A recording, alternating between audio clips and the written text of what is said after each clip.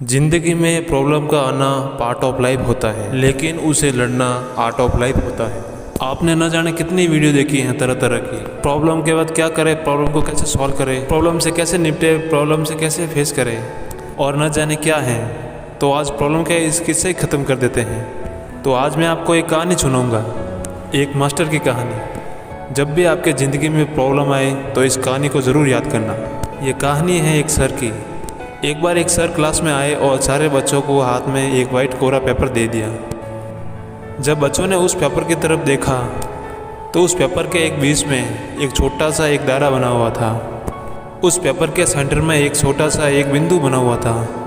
जब सर ने पूछा, बच्चों आपको इस पेपर में क्या दिख रहा है? बच्चों ने कहा, सर पेपर के बीच में एक काला सर्कल बना हुआ है। सर ने एक बार फिर पूछा, बच्चों गौर से देखो इस पेपर में आपको क्या दिख रहा है?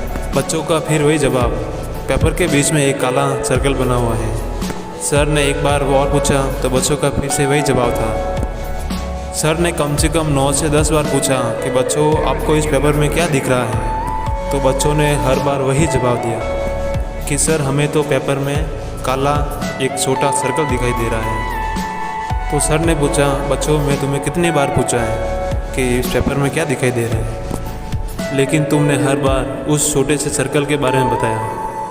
क्या तुम्हें सर्कल से बाहर एक वाइट कलर का पेपर नहीं दिख रहा है?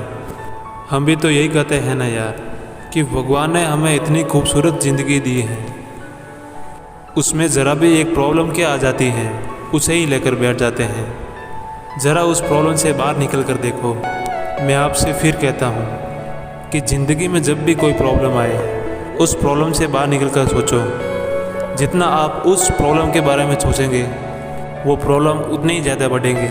और मेरी एक बात याद रखना, जिस इंसान ने प्रॉब्लम के वक्त मुस्कुरा दिया उसकी प्रॉब्लम आधे ऐसे ही सॉल्व हो जाएगी। मुस्कुराते रहिए ज़िंदगी में, एक बार ज़िंदगी में मुस्कुराते रहिए।